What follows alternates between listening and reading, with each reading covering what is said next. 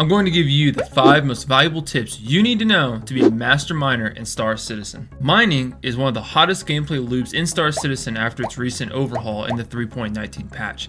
And now, more than ever, making the most of your mining runs is critical to making bank and getting the stuff that you want in game. One of the very first things you need to do is change out your mining laser. The Arbor laser that comes stock isn't terrible, but let's improve it.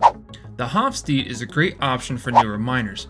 It boasts quite a few buffs, very helpful and very forgiving for those just starting out in their mining endeavors. It only has one module slot, but the lower minimum power requirement makes it easier to dial in what you're trying to do when you're fracturing a rock. The Helix is for those a bit more experienced. The higher power and the ability to take 2 mods allows you to tackle much larger rocks. Since it can take 2, I recommend a Riker C2 because the C3 is currently bugged right now and a Stampede. For the Hofstede, I recommend just a C2 if you want a constant 20% increase in your power, or a Stampede which can give a intermittent 35% boost to your power, but has a limited number of shots. The drawback of the Helix is that it shrinks the optimal zone while the Hofstede increases it, so that makes a steady hand an absolute necessity when using the Helix.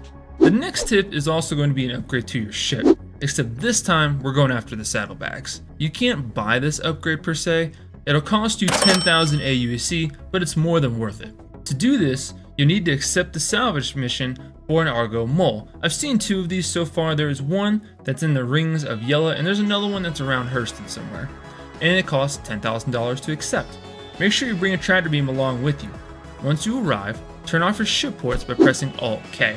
This will allow you to add and remove components if you didn't know that before. Simply take the old ones out and toss them aside. You won't be needing those again. Slap the mole bags on and boom, you now have 48 SCUs of space, a 50% increase in how much ore you can grab on any single run, which is half of what the mole can take. We aren't done yet. Head back to a spaceport and swap out a component, doesn't matter which one, and save the changes. You can swap it back afterward. Now those saddlebags have become a permanent part of your Prospector, even if you have to claim it if it's destroyed or you lose it. A simpler tip is to bring an assortment of mining gadgets and use those in your mining runs. An Optimax, I would say, is the bare minimum you should bring because it has an increase to cluster factor. If you don't know what that is, that means that materials of the same type will clump together when they subsequently fracture. I do have a whole video breaking down mining gadgets, how they work, how different stats affect rocks, and what are the best ones to bring with you. I'll leave it in the description. We're not going to go into detail for that now, guys, but I'll come back and give that a watch. That way you know what you're getting yourself into. You should also bring additional modules in case you need to replace one because you've used all the uses of it, or you want to adjust your build on the fly. Surges and Stampedes are great for increasing laser power, and they have limited uses, so you will need extra. This 4th tip involves what to mine, or rather what you should avoid. Titanium has an okay value. It's about 400 aUEC per SCU, so it's not worth nothing, but it has awful stats with a 50% resistance as its base, making anything that it's accompanied with very difficult to mine, especially if they have strong instability. If you want to know more about what you should be mining, I'll leave a video for that in the description as well. I've made one covering that if you're curious on what you want to do and to maximize your profit. But really, how you mine is a preference, but titanium is going to make your life so much more difficult. Lastly, this tip is going to be to invest in a good hauler. I know this kind of sounds easy to overlook. As you collect and refine more and more, it's going to be hard to cut time after you've gotten really good at the basics of mining and getting around your ship. The bigger the hauler means less trips to the TDD, which means more time mining, which ultimately means more money in your pocket. The Taurus is a really solid choice for initially hauling. It has over 176 SCUs of space, making it an excellent choice, don't get me wrong. The next step up would be a Caterpillar, or the Chatterpillar as we call it.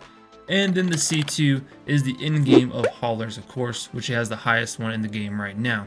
The Taurus and the Caterpillar are my personal favorites. I like to use the Taurus as my everyday flyer for missions, and I like the Caterpillar because I just think it flies really fun and it has a unique look that people don't really see very well. It's like driving a cargo ship. Haha, see, I did that, cargo ship. Anyway, these can be used to explore the cargo gameplay loops as well. So if you ever get tired of mining or shooting in other gameplay loops, you can use these to haul stuff from one end of the universe to the other and make a little profit as you go. But that does require quite a bit of monetary commitment, so use these once you're well established and you're okay with losing money in case you get pirated or a 30k. Alright guys, well I hope these tips have been helpful and they improve your gameplay. Thanks you guys so much for watching, and I'll see you guys next time.